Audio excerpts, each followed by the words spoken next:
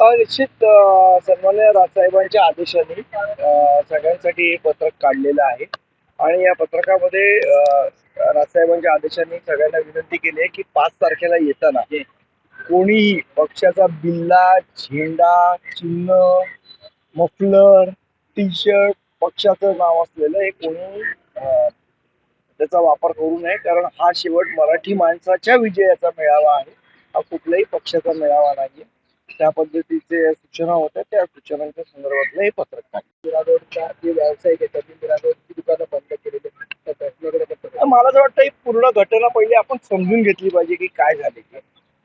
त्यावेळेला हिंदी सक्तीचा जेव्हा GR रद्द केला गेला त्यावेळेला मीरा भाईंदर मध्ये आमचे पदाधिकारी मिरवणूक काढत होते, विजयाचा जल्लोष करत होते.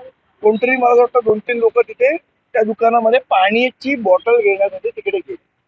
तर त्या दुकानदारांनी आमच्या पदाधिकाऱ्यांना विचारलं की क्या हुआ, आप क्यों काय हे कर रहे हो. त्यांनी सांगितलं की हिंदी भाषेची सक्ती जी होती तो GR रद्द केलाय म्हणून आमची विजयी मिरवणूक चालली आहे.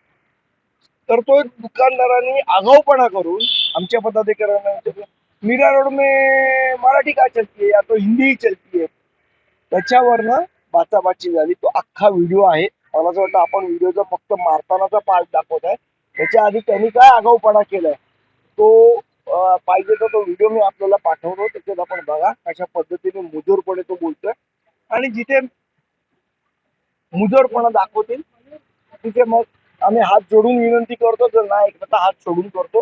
ही आमची पक्षाची भूमिका आहे. रस्त्यावरती उतरलेली आहेत, मनसेच्या विरोधामध्ये आंदोलनाची भूमिका घेतात आणि त्यामध्ये काही असल्या गोष्टींना आम्ही भीक घालत नाही.